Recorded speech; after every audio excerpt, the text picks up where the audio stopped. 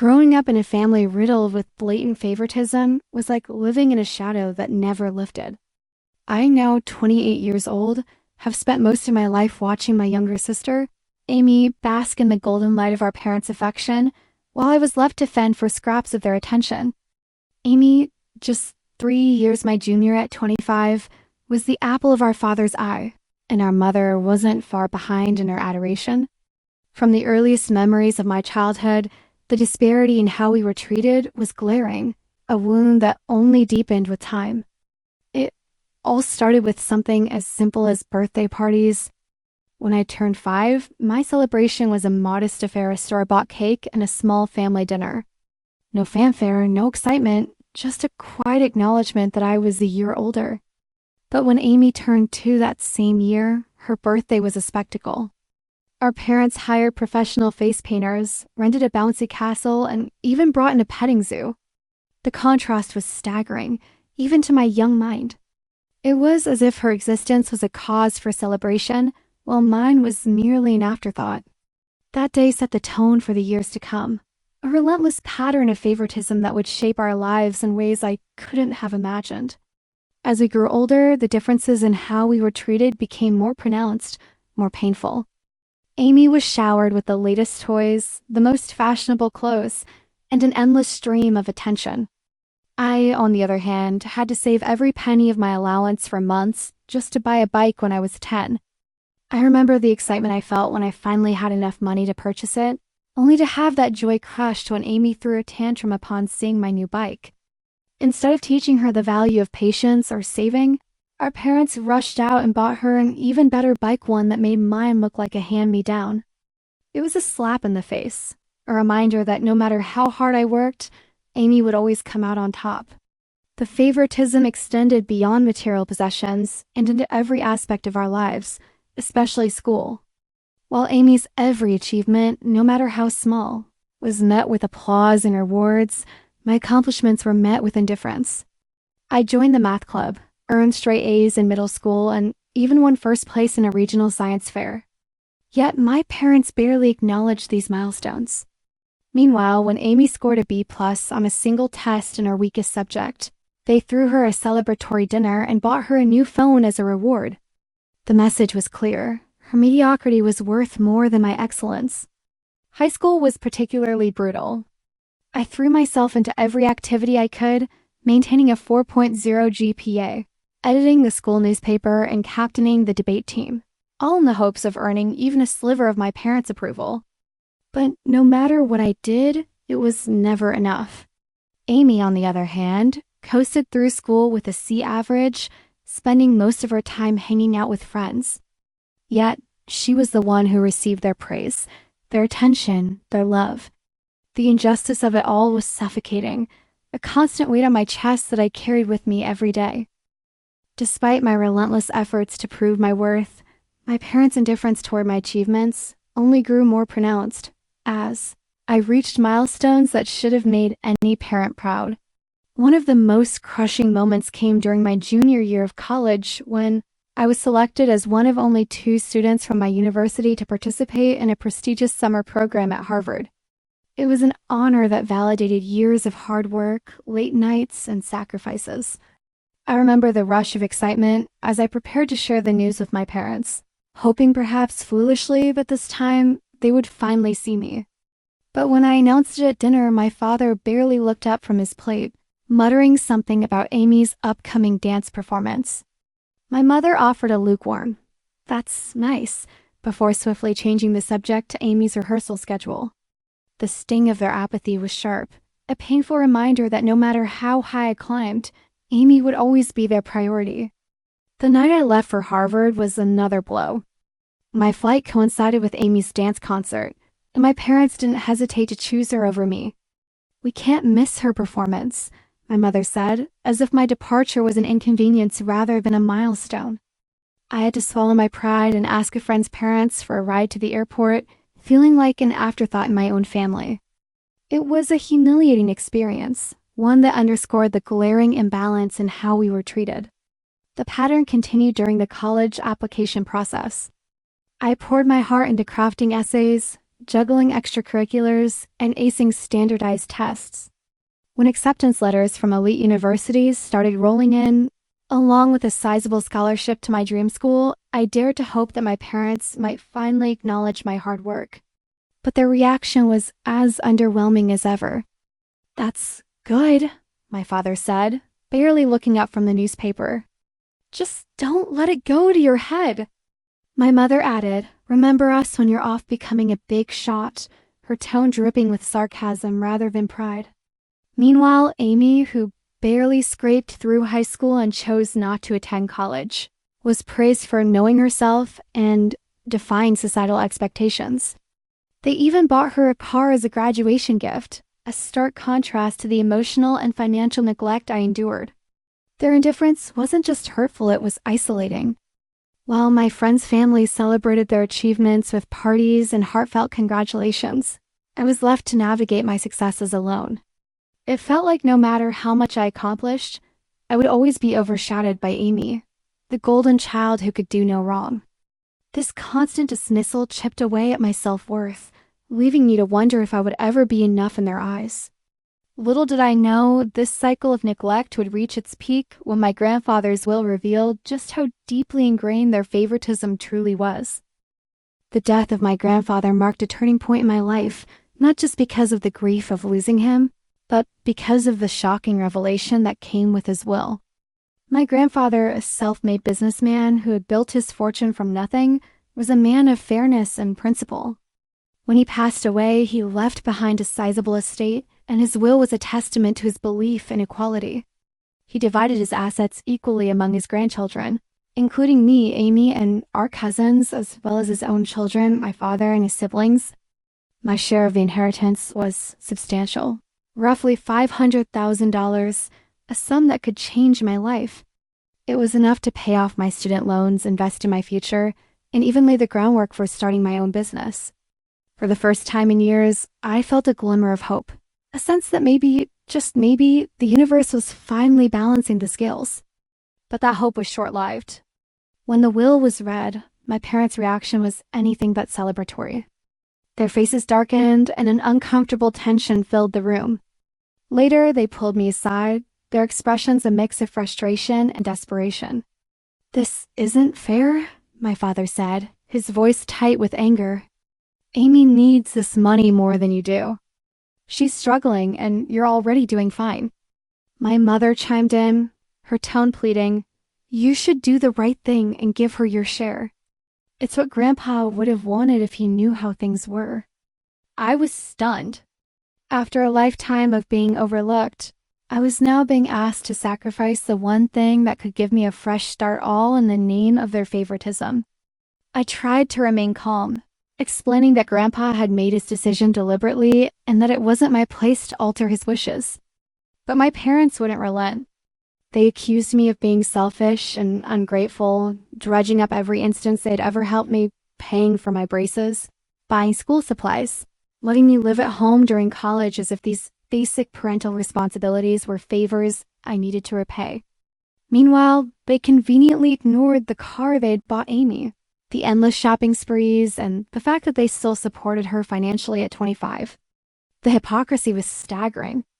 The situation escalated when my father, acting as the will's executor, declared that he would interpret Grandpa's intentions and give Amy my entire share. Grandpa would have wanted this, he insisted, as if he could rewrite history to suit his narrative.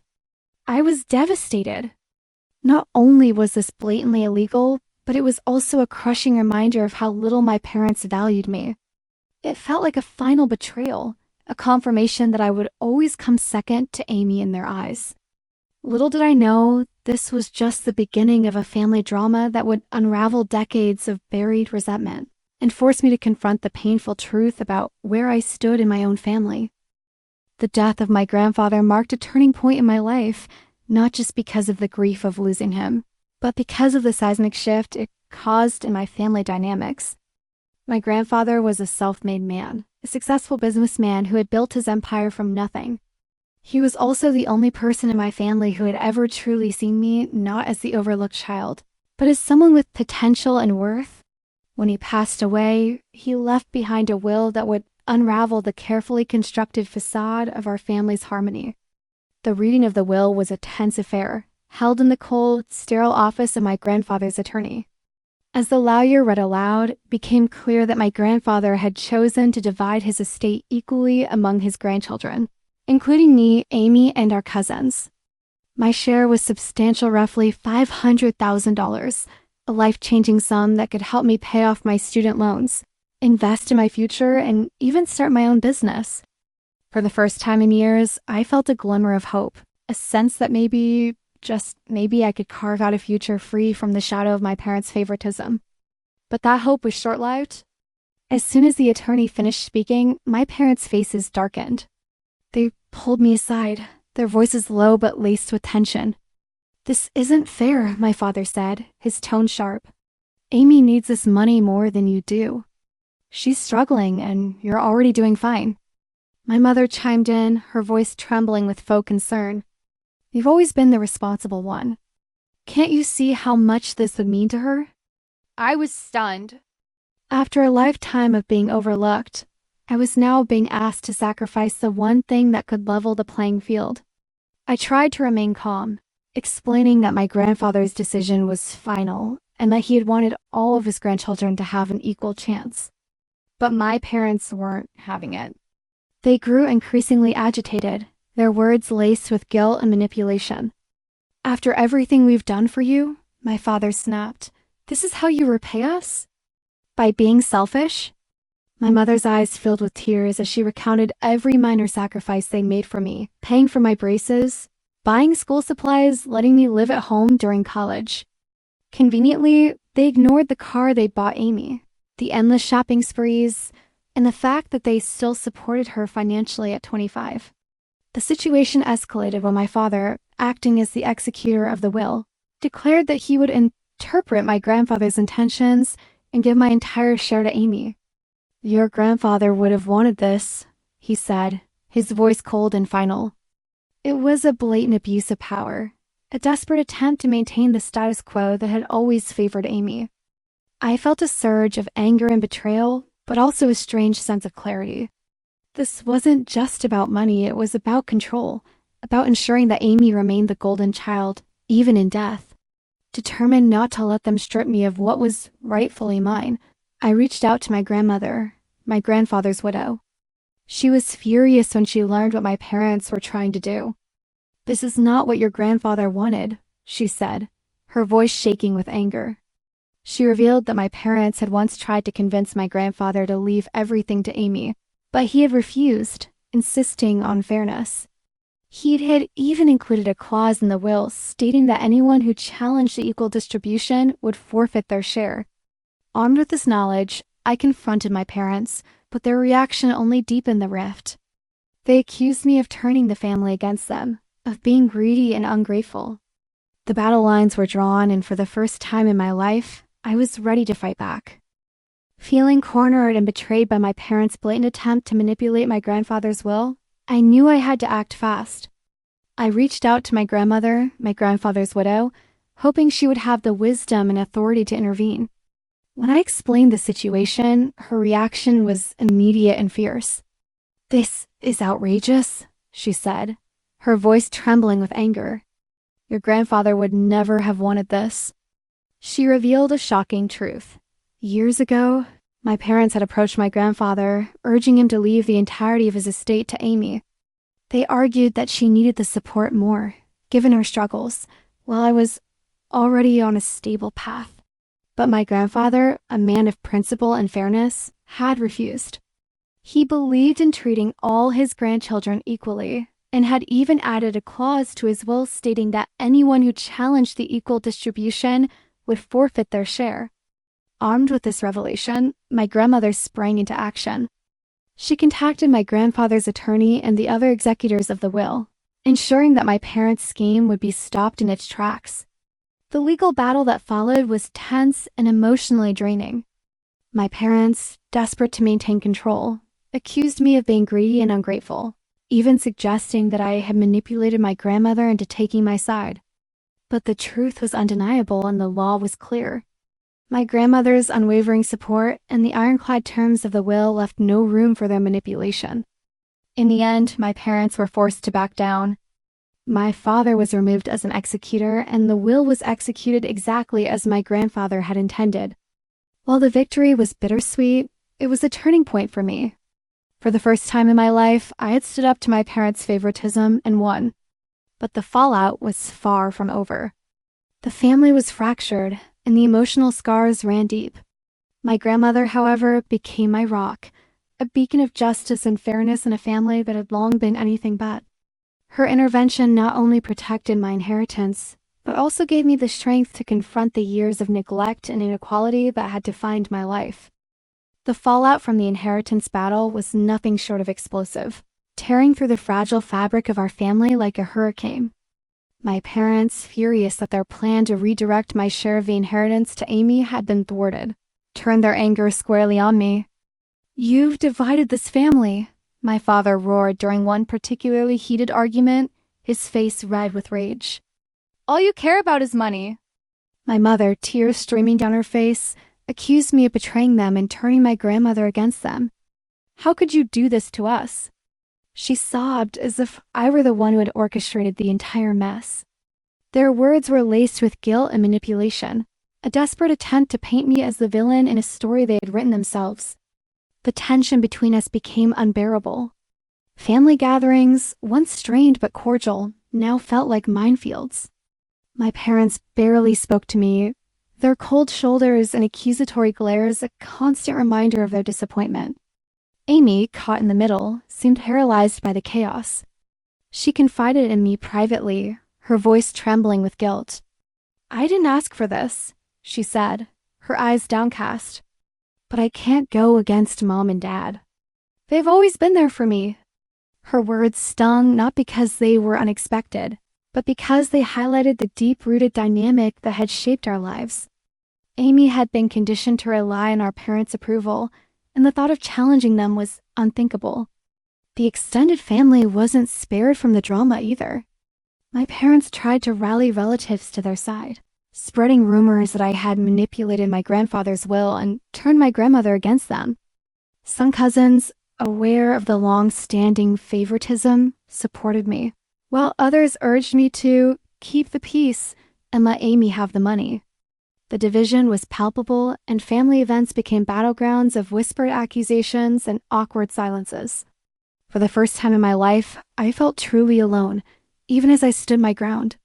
The inheritance was mine, but the cost was steep, a fractured family, a sister who couldn't stand up for me, and parents who saw me as the enemy.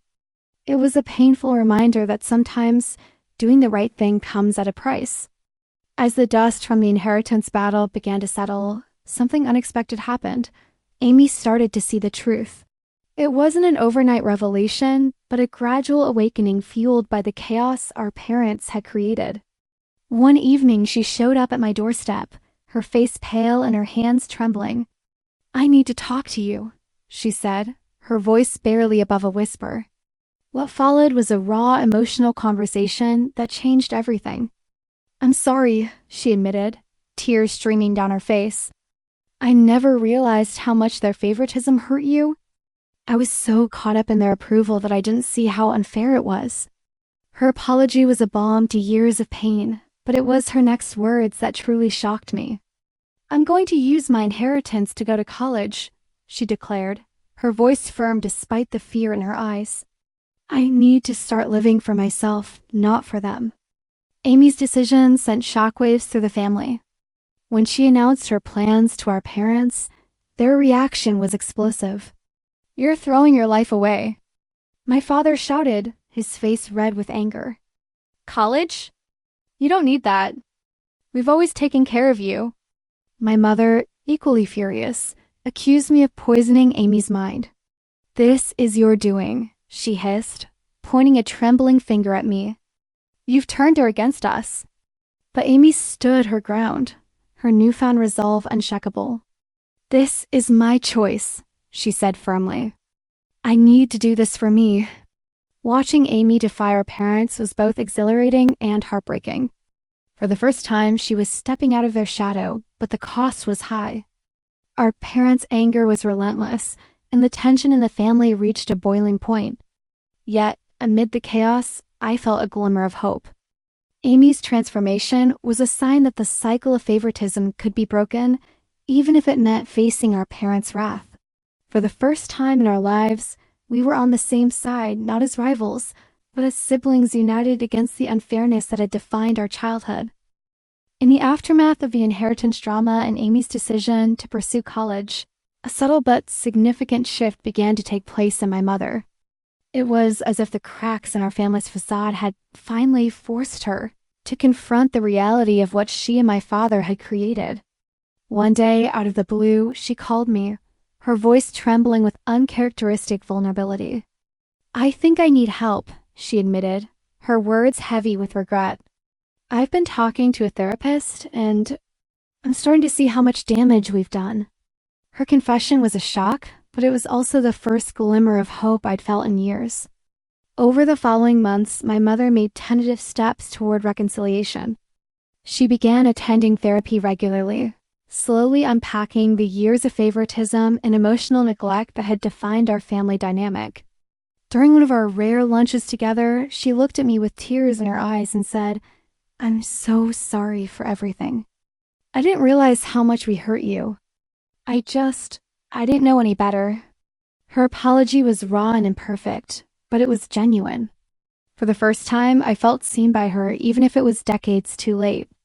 However, my father remained stubbornly unchanged. While my mother was making efforts to heal, he doubled down on his anger, blaming me for tearing the family apart. He refused to attend therapy or acknowledge any wrongdoing, instead lashing out at both me and Amy for defying his expectations. "You've turned your mother against me," he accused during one particularly bitter argument. "You've ruined this family." His words were harsh, but they no longer held the same power over me. I had learned to set boundaries, to protect myself from his toxicity. The contrast between my parents' responses was stark. My mother's willingness to change offered a fragile hope for reconciliation, while my father's refusal to take accountability kept the wounds fresh. It was a painful reminder that healing is not linear, and not everyone is willing to confront their mistakes. Still, my mother's efforts gave me a sense of closure I hadn't realized I needed. For the first time, I felt like maybe, just maybe, we could begin to rebuild what had been broken, even if it was only one piece at a time. The inheritance battle and the subsequent fallout from my family's dysfunction were exhausting, but they also became the catalyst for my liberation. For the first time in my life, I felt a sense of freedom, not just financially, but emotionally. With my share of the inheritance, I paid off my student loans, invested in my future, and began exploring the possibility of starting my own business. The weight of financial stress lifted, but more importantly, the act of standing up to my parents and reclaiming what was rightfully mine gave me a newfound sense of self-worth. I had spent years seeking their approval, but now I realized my value wasn't tied to their validation. I was enough just as I was. The journey wasn't without its challenges. The family drama triggered old wounds, and I found myself grappling with anxiety I hadn't felt since college. I returned to therapy, determined to heal from the years of emotional neglect and favoritism. Through therapy, I learned to set boundaries, prioritize my mental health, and let go of the need to control how others saw me. I also began volunteering at a local youth center, helping kids from difficult family backgrounds. Being able to offer them the support I never had was incredibly fulfilling, and it inspired me to consider a career in family therapy. I even started planning a scholarship fund for students from similar circumstances, using part of my inheritance to give back. The most unexpected silver lining was the transformation of my relationship with Amy. For the first time, we were able to connect as equals, free from the shadow of our parents' favoritism. We started having monthly sibling days where we'd hike, picnic, or just talk something we hadn't done since we were kids. It was a slow but meaningful process of rebuilding our bond on our own terms. Through it all, I learned that family isn't just about blood. It's about the people who see you, support you, and stand by you. My grandmother, my cousins, and my close friends became my chosen family, offering the love and encouragement I had always craved. I realized that I didn't need my parents' approval to be happy. My worth wasn't defined by their actions or their inability to change. I had the power to create my own happiness, and for the first time in years, I felt truly free. This journey taught me that it's never too late to rewrite your story, to break free from the past, and to build a life filled with purpose, love, and self-respect.